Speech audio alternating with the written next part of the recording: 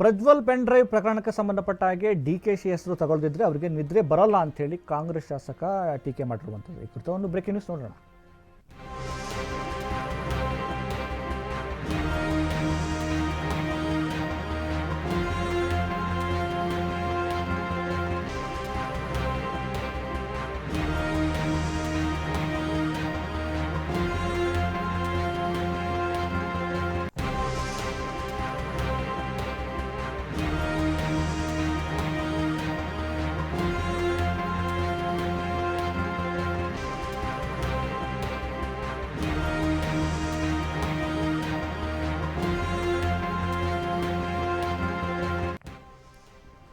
Prajwal pen drive ಪ್ರಕರಣಕ್ಕೆ ಸಂಬಂಧಪಟ್ಟ ಹಾಗೆ ಡಿಕೆಶಿ ಹೆಸರು ತಗೊಳ್ದಿದ್ರೆ ಅವರಿಗೆ ನಿದ್ರೆನೇ ಬರೋದಿಲ್ಲ.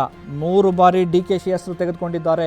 ರಮೇಶ್ ಜಾರಕಿಹೊಳಿ ಕೇಸಲ್ಲೂ ಡಿಕೆಶಿ ಹೆಸರನ್ನು ತೆಗೆದುಕೊಂಡ್ರು. ಹೀಗೆ 100 ಬಾರಿ ಹೆಸರು ತಗೊಂಡಿದ್ದಾರೆ ಅಂತೇಳಿ ಸಾರಿಗೆ ಸಚಿವ ರಾಮಲಿಂಗಾರೆಡ್ಡಿ ತಮ್ಮ ಆಕ್ರೋಶವನ್ನು ಬಿಜೆಪಿ ವಿರುದ್ಧ ವ್ಯಕ್ತಪಡಿಸಿದ್ದಾರೆ.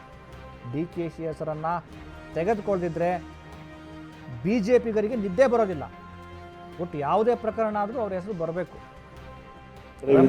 ಅದ್ರ ವಿಚಾರ ಅದೇನೋ ಇವರು ಕೆಲವು ಶಿವಕುಮಾರ್ ಹೆಸರು ಹೇಳದೇ ಇದ್ದರೆ ಕೆಲವರು ನಿದ್ರೆ ಬರೋದಿಲ್ಲ.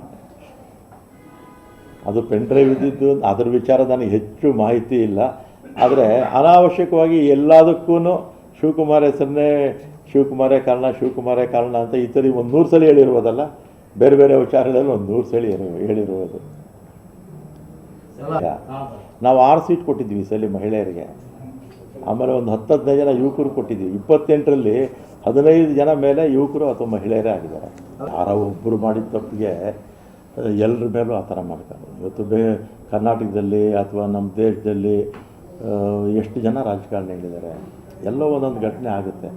ಅದಕ್ಕೆ ಎಲ್ಲ ರಾಜಕಾರಣಿಗಳ ಮೇಲೆ ನಾವು ಇದು ಮಾಡಿ